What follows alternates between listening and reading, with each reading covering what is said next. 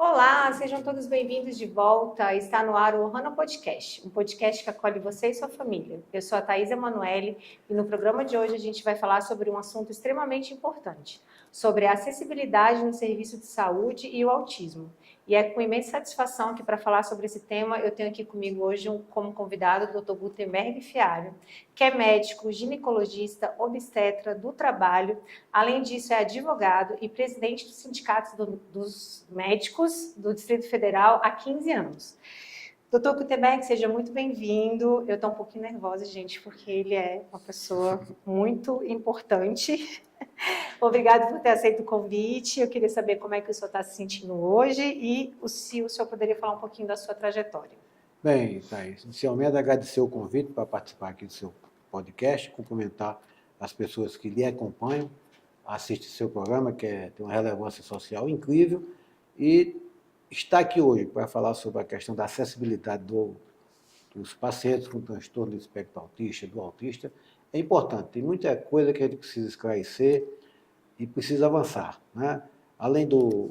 Eu sou clínico também, tenho título de especialista em clínica médica, fiz pós-graduação em psiquiatria, e a gente recebe no nosso consultório aqui no Santa Marta muitos autistas, muita mãe de autistas, pedindo ajuda para troca de uma simples receita para aqueles pacientes que têm um quadro entre moderado e grave, que não conseguem uma consulta, não conseguem um atendimento, não é com especialista, não é com neurologista, né?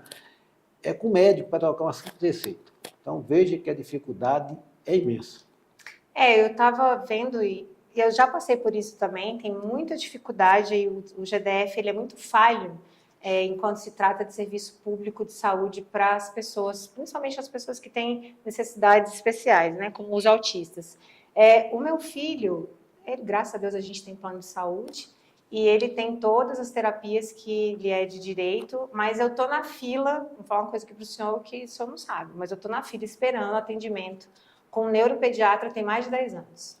E eu nunca consegui. Então, eu queria que o senhor falasse um pouquinho sobre como que essas famílias fazem, né? Porque o autismo, o tratamento deles são terapias. Eles precisam passar por um médico, para aquele médico dar o laudo, para que eles possam começar a fazer as terapias. Se não tem um médico que dá o laudo, a criança fica sem terapia. E aí, como é que faz? Primeiro que o tratamento não é só com o médico, ele é multidisciplinar. Isso. Né? Então, a dificuldade é com o fonoaudiólogo, né? Com o fisioterapeuta, né? E do ponto de vista médico, a gente tem que ter o conceito que o médico ele está apto para atuar em qualquer especialidade médica. Quando você cria dificuldades, você dificulta o acesso. Nós precisamos ter médicos que tenham formação para atender uma gama de doenças, uma gama de patologias que precisam de acompanhamento constante. Né?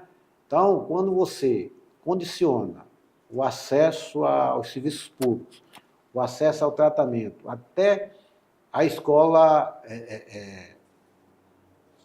o tratamento escolar, a assistência escolar, com diagnóstico feito por um determinado especialista, quando esse especialista não tem na rede ou é deficiente, você limita. Então, qualquer médico que tenha formação pode dar dar o diagnóstico e dar o relatório. Não precisa ser o neuropsiquiatra. Né? Às vezes o diagnóstico pode ser difícil quando você tem um quadro de autismo leve, né? Nível 1, tal, que não é um sintoma isolado que você faz o diagnóstico de autismo. O diagnóstico de autismo nível moderado, nível 2, grave, nível 3, é fácil. A mãe já chega com o diagnóstico no consultório com a suspeita. Aqueles quadros borderline, aqueles casos transitórios, realmente você precisa aí de alguém que tem experiência. E esses conhecimentos devem ser multiplicados, né? Porque se você tem um clínico que atende na UPA, atende no centro de saúde, ele tem que ter essas noções. Né? Se você tem um pediatra que atende nos serviços públicos, ele tem que ter essa noção. Então, precisa se socializar esses conhecimentos. A atividade médica, como qualquer outra profissão, ela precisa, é importante, até determinante para boa assistência, o ensino continuado. Então, falta foco nesses aspectos, principalmente nessas patologias e nesses pacientes que precisam do acompanhamento continuado.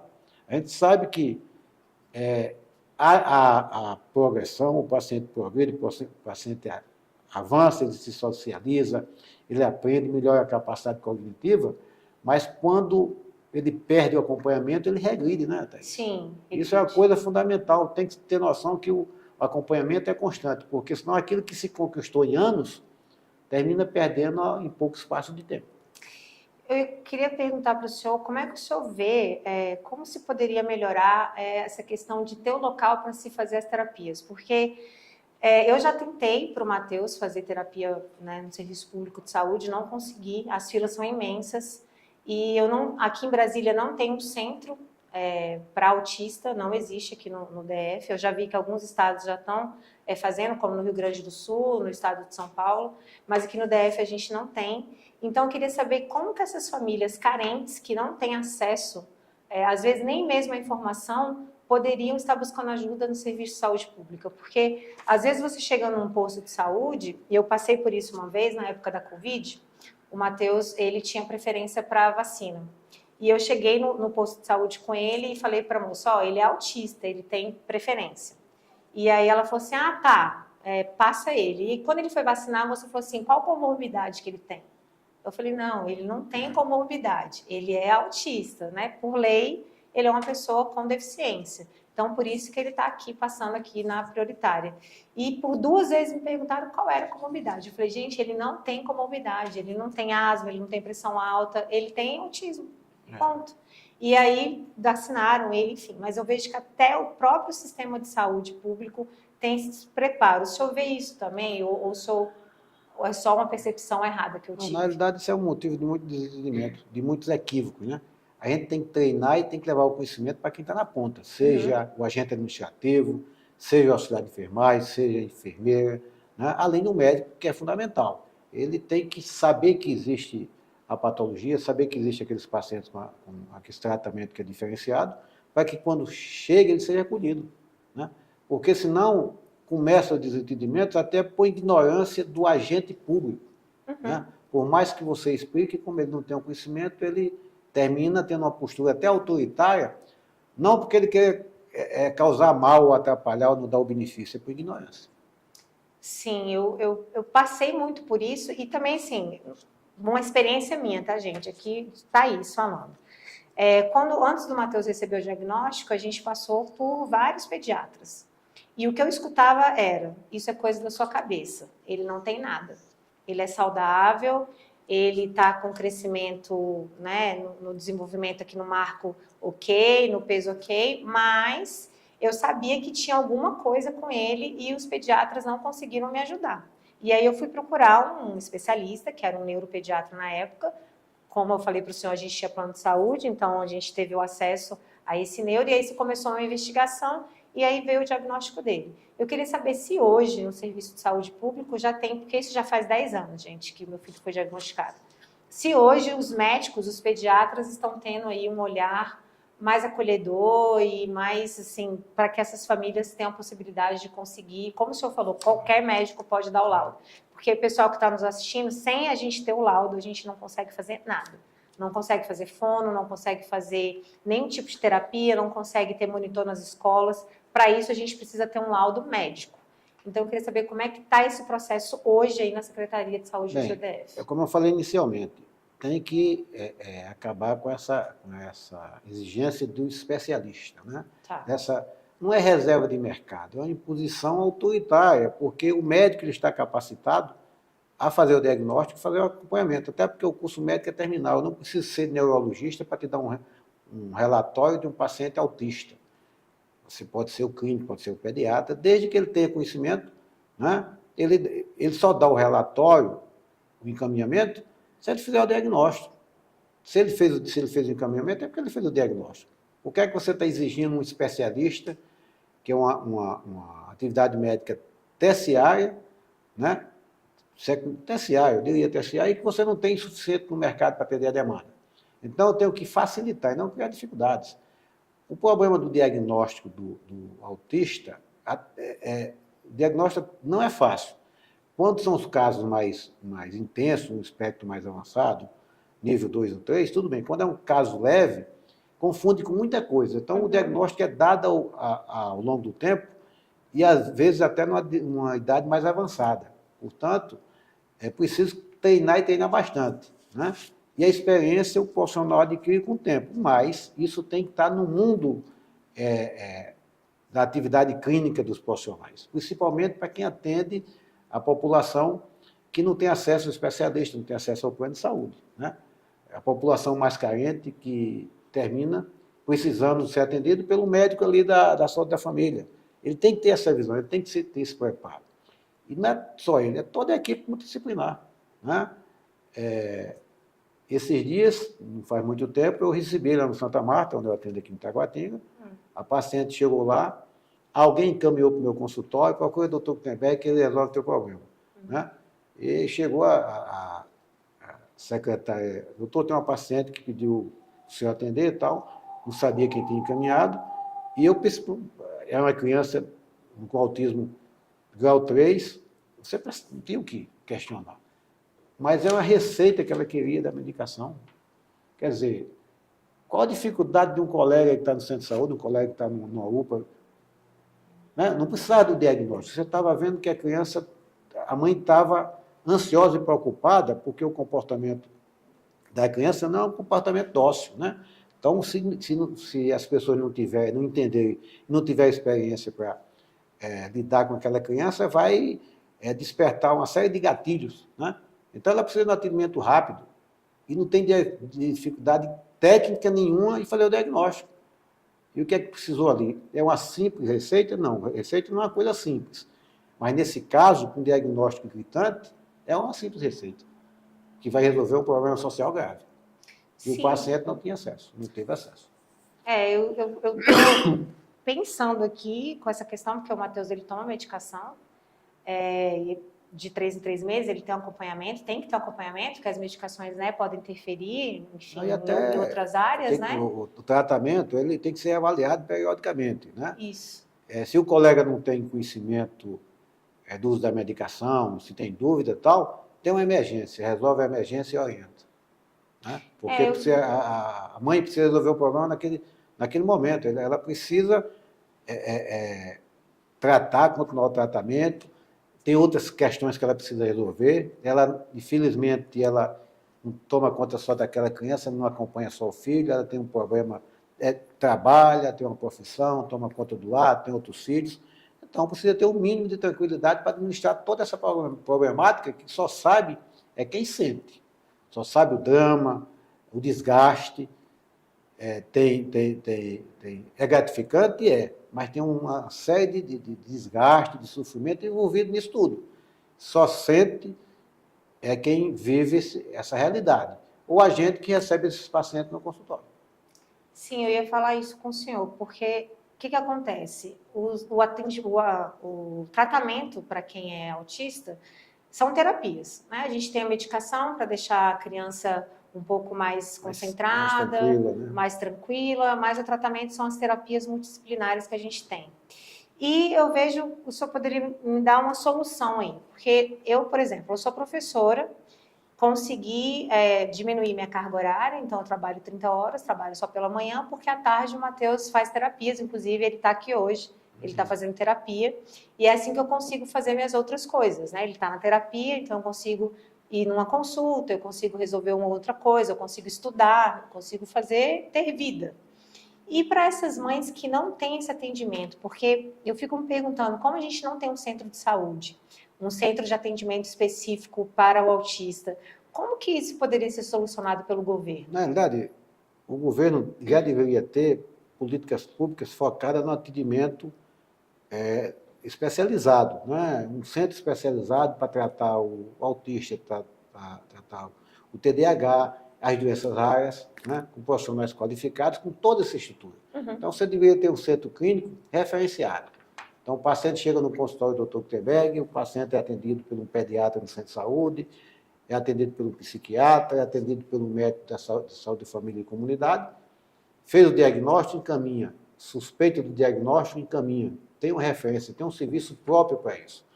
Infelizmente, nós não temos, né? E outra coisa, não é só o profissional de saúde que tem que ser treinado, você é professor. Sim. Se não tratar o pessoal da educação, se não educar, não dar o conhecimento ao pessoal da educação, ao professor auxiliar de ensino, muitos equívocos vão ocorrer, muito sofrimento, muita divergência, muita confusão nesse relacionamento.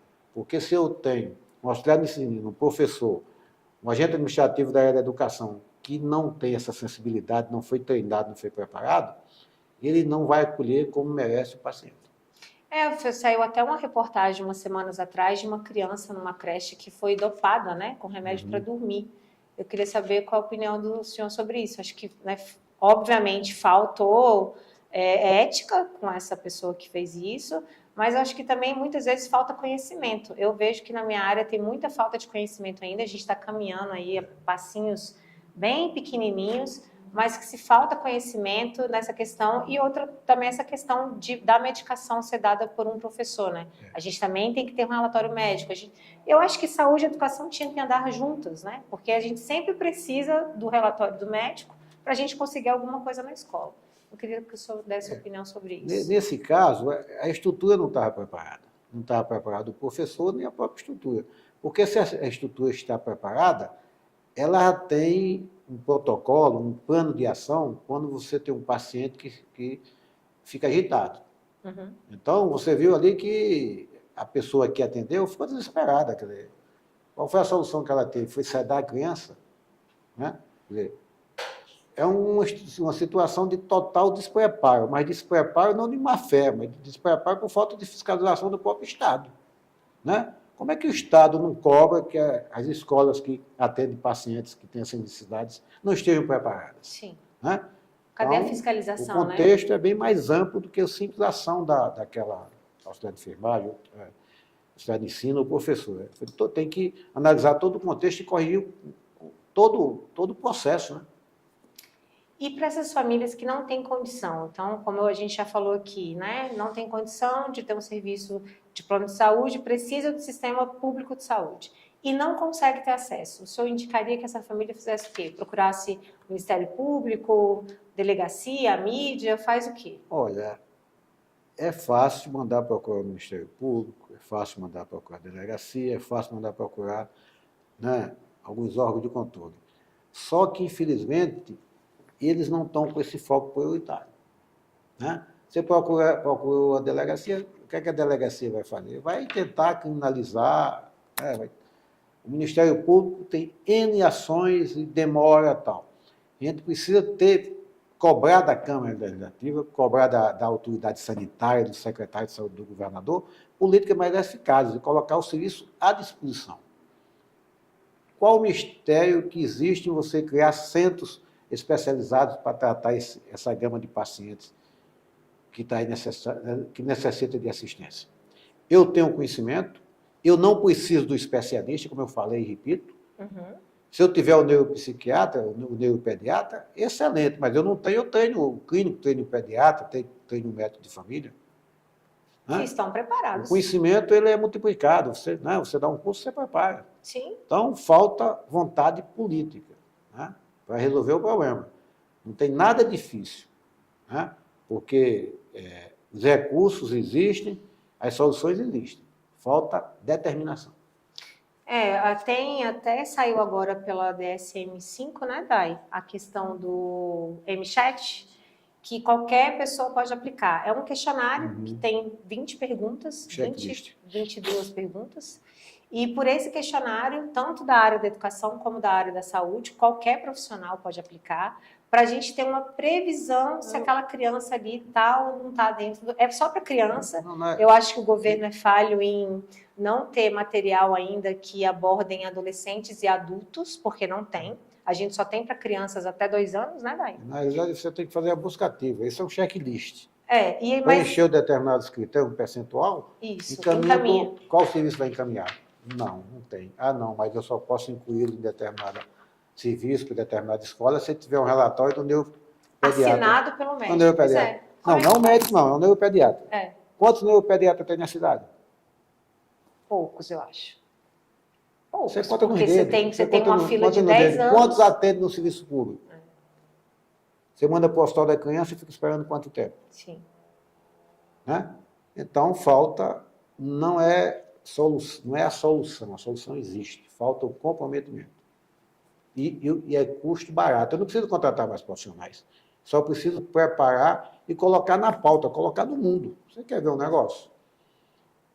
Faz tempo que eu não vejo uma rural, Manuel. Você lembra de rural? Aquele carro antigo e tal. Se eu sair procurando, se eu sair daqui, eu vou encontrar as 2 ou 3 na rua. Mas quando eu não lembrava mais de rural, eu não via nenhuma na rua, passava por mim. Mas se eu colocar o conhecimento na pauta do dia dos profissionais, quando entrar criança, ele já pensa em autismo na hora, pensa em TDAH, e uma série de outras doenças raras que existem. Né? É só colocar na ordem do dia. Então está faltando, eu sempre achei isso, eu sempre falei que falta comprometimento do governo. E diagnóstico, né? É bom até para explicar para as pessoas que estão nos acompanhando, diagnóstico, você faz de imediato quando você vê aquela doença todo dia.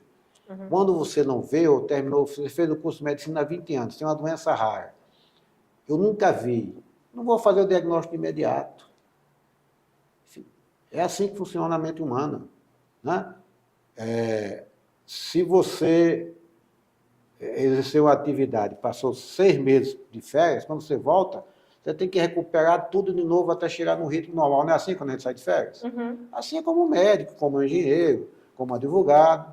Eu sou advogado também. Toda hora muda a legislação. Se eu não estiver lendo e acompanhando, se eu fiz uma ação difícil e rara, aparecer um cliente, eu vou ter que estudar, porque eu não lembrar mais quais são o procedimento jurídico para encaminhar aquele caso. A medicina da mesma forma. Né? As questões têm que estar na ordem do dia.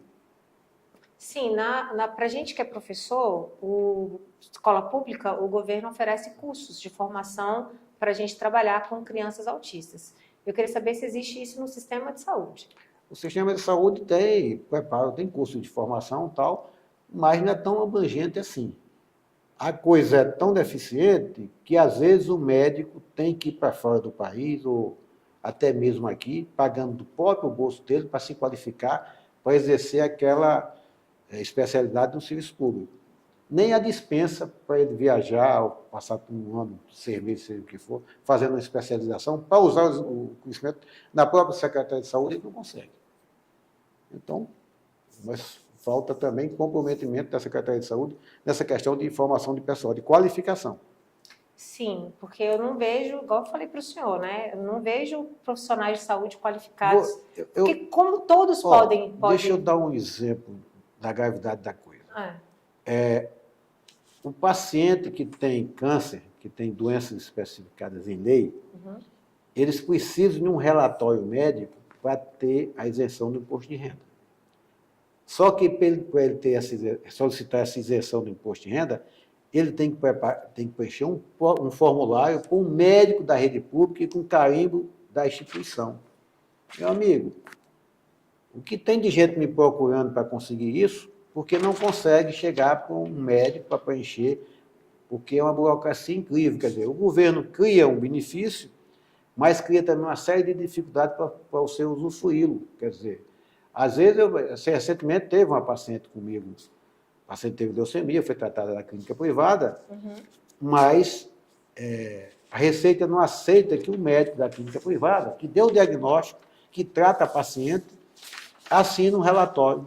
Não, mas tem que ser médico da rede pública, quer dizer. Não se cria facilidades, se cria dificuldades. Então, a gente precisa avançar no sentido de facilitar as coisas, de ter, né, acesso fácil, não difícil. Eu não preciso do meu pediatra especificamente, eu preciso de alguém treinado, preparado, capacitado. Qual a dificuldade de capacitar? Tá, deixa eu ver se eu entendi. O senhor falou que não precisa ser especialista, mas a lei pede que a assinatura seja de um especialista, é isso? A normatização é essa. Então, para conseguir os benefícios, tem que ser um especialista na área. No caso... Nesse caso, a isenção do imposto de renda tem que ser um médico da rede pública. Eu sou ginecologista, acompanho uma paciente com câncer de colo do útero. Não posso operar a paciente de câncer de colo do útero. O meu relatório, eu que diagnostiquei, que tratei a paciente, não posso assinar o documento dizendo que ela tem câncer e precisa da isenção do imposto de renda. Ela tem que ir para o serviço público. Veja a dificuldade. O que é que, para Não é necessário o relatório do neuropediatra para que o paciente com autismo tenha acesso a determinados tratamentos? Por que é que eu não posso treinar um médico, seja pediatra, médico de família, clínico, ginecologista, para que ele faça esse diagnóstico, faça esse acompanhamento, faça esse... Ou Tem seja, dificuldade você nisso? coloca um benefício e coloca uma burocracia enorme que deixa o Não paciente não desassistido. basta criar o benefício do ponto de vista de normatização. Tem que criar os instrumentos para que ele tenha acesso e acesso rápido. Porque, além do sofrimento provocado pela doença, você vai agregar outra coisa chamada ansiedade e estresse pela dificuldade de conseguir usufruir daquele benefício. Quer dizer, o próprio Estado está te adoecendo. Sim, e pelo que eu assisto em reportagens, a gente vê que o Serviço Público de Saúde estão querendo privatizar ou colocar meio público, meio privado, que isso seria para beneficiar a população, mas eu não tenho visto isso. Eu acho que piorou, né, depois que... Na realidade, em local nenhum do Brasil, essa política de terceirização melhorou a assistência. Pelo contrário, piorou, fechou serviço, aumentou o custo, né? Mas se insiste nisso porque tem intenções, tem coisas inconfessáveis e que não dá para a gente discutir aqui, até porque as questões são muito graves.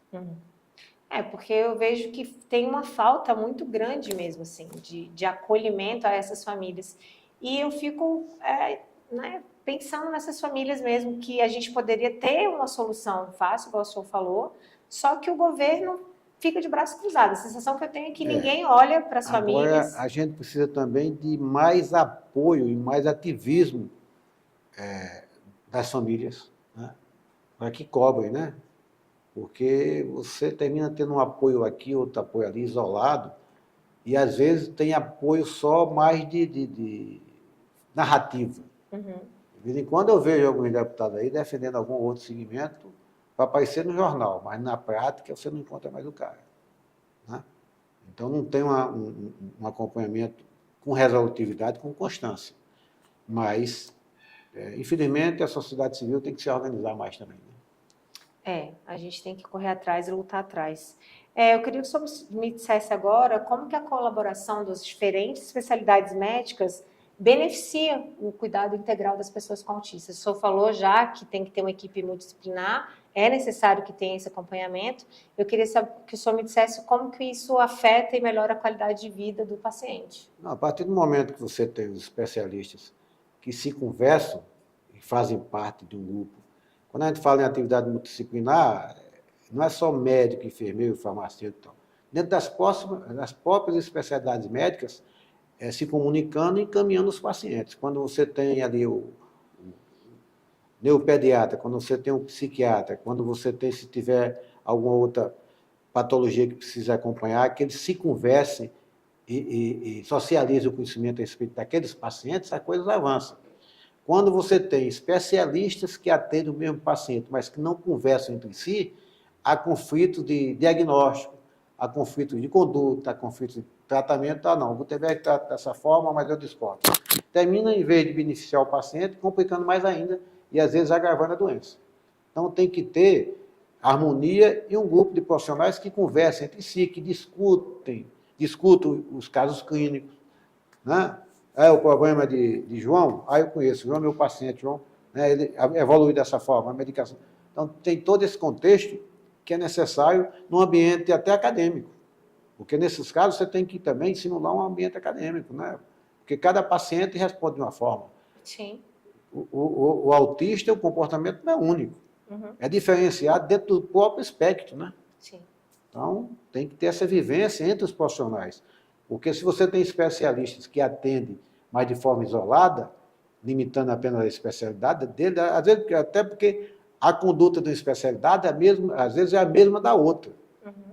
E você não pode ter condutas divergentes, senão não avança na resposta terapêutica. Sim, eu recebi uma mãe aqui na última gravação nossa, a Thalia, e ela falou para mim que tiveram uma experiência muito bacana, os filhos dela estudam em escola particular, e por conta aí dessa questão do Rio Grande do Sul, eles organizaram, as mães fizeram doação, conseguiram uma quantidade X de dinheiro, fizeram a doação e sobrou uma quantidade de dinheiro significativa. E uma dessas mães trabalha no HMIB, é enfermeira no HMIB. E ela queria muito que tivesse uma sala sensorial lá no HMIB, porque quando as crianças autistas estão internadas, elas se desorganizam muito, ficam muito nervosas, não querem deixar colocar acesso. E aí elas pegaram esse dinheiro que sobrou e fizeram essa sala sensorial. Ou seja, a própria população é que está fazendo alguma coisa que deveria vir por parte do governo. E aí eu achei muito bacana a iniciativa, porque agora lá no HMIB tem uma salinha sensorial para as crianças autistas que estão internadas. Achei muito legal. Isso é importante. Em vários hospitais tem organização da sociedade civil nesse aspecto. No Hospital de Base, no Hospital de Taguatinga e tal. Infelizmente, naquilo que o Estado não pode prover, a sociedade civil tem que se organizar. Né? Agora, o problema é o Estado não fazer, não priorizar, se omitir para que a sociedade civil realize. Naquilo que o Estado não pode oferecer, por falta de recursos, etc. e tal, eu acho que a sociedade civil tem que ajudar. Agora, naquilo que eu posso fazer, eu não faço, porque não precisa fazer, não, que tal. Né? Aí, deixar de cumprir o seu papel fundamental, que é prover assistência à saúde da população. Sim, porque eu vejo muito o governo investindo em outras áreas, em outras estruturas, e sempre deixando a educação e a saúde para o último plano. Eu digo de educação porque eu sou professora, tenho mais de 20 anos, e o governo não investe mesmo em educação. E aí, só para não fugir à regra, Brasília falta de fralda a de piona, mas sobra viadutos engarrafando o trânsito. Pois é. Aí é difícil. Fica complicado, né? Doutor Gutenberg, a gente tem uma hora aqui no nosso podcast, que é a hora do café. Eu vou parar aqui um pouquinho para servir um café para o senhor. Tranquilo. E a gente continua o nosso bate-papo. Perfeito.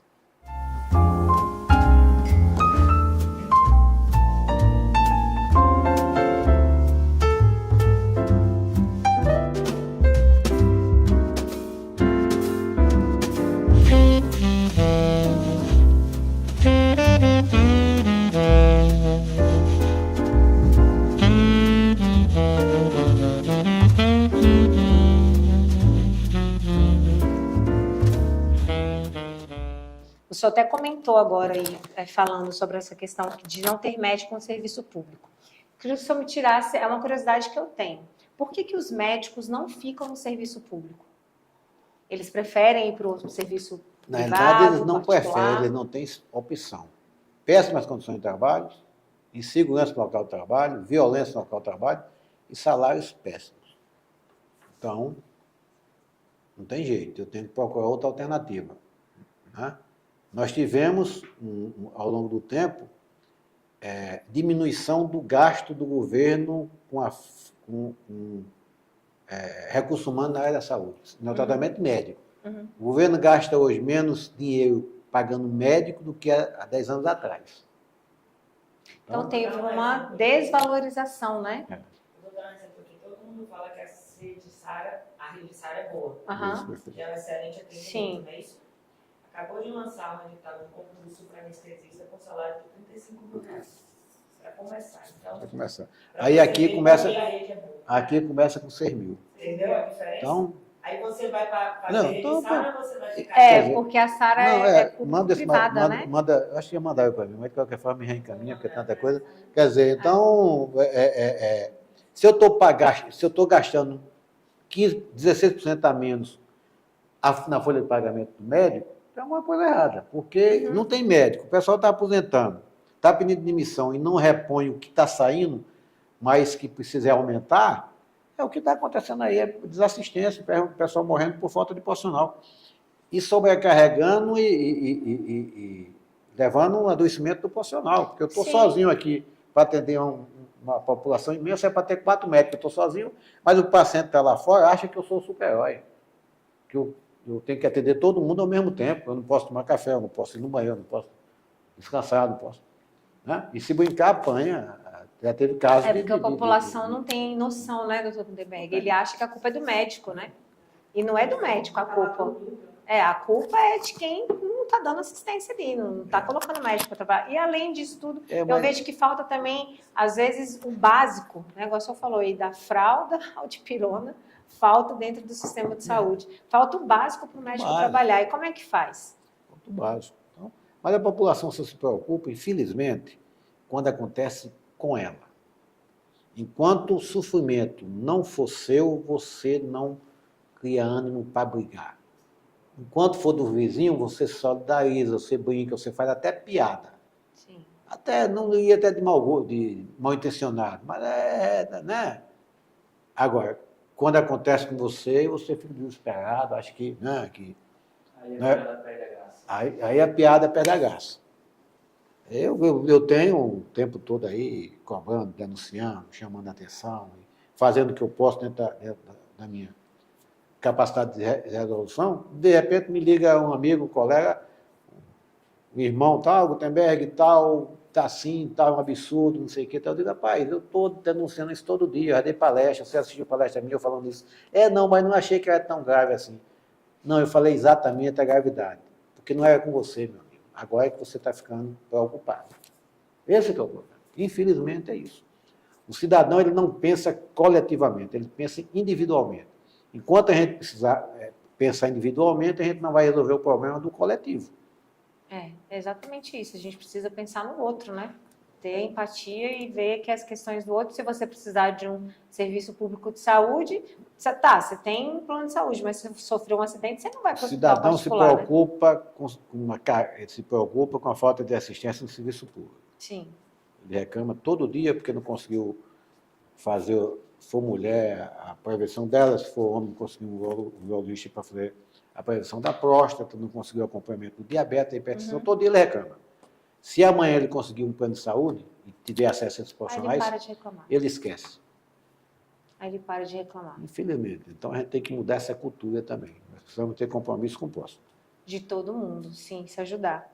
A gente está encerrando, mas eu gostaria que o senhor deixasse uma mensagem aí para as famílias que não têm acesso, que não têm estrutura de plano de saúde, que dependem totalmente do sistema público. O que essas famílias podem estar fazendo, né, para conseguir ter atendimento para essas crianças que estão ficando prejudicadas, não estão tendo qualidade de vida por falta de tratamento e de terapia. Na realidade, a gente sabe o sofrimento que é procurar assistência nessas situações, porque isso acontece no meu consultório. Então, eu conheço o sofrimento de vocês. Agora, tem uma coisa que a gente tem que exercer, que é uma coisa chamada cidadania. O que é cidadania? É procurar as autoridades, é reclamar, é brigar, é fazer passeata, é procurar quem tem compromisso para ajudar, porque não dá para ficar só reclamando. Você tem que somar um sofrimento a mais ao o esforço que você faz no dia a dia.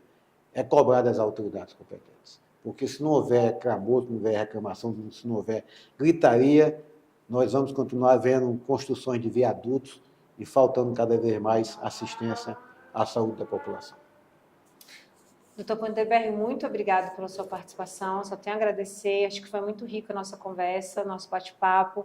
Pessoal, não esquece de seguir nas nossas redes sociais, o @RonaPodcast, o @UnicaKids. Doutor, quer deixar a sua rede social? Não, com certeza, vamos, Dr. Gutenberg.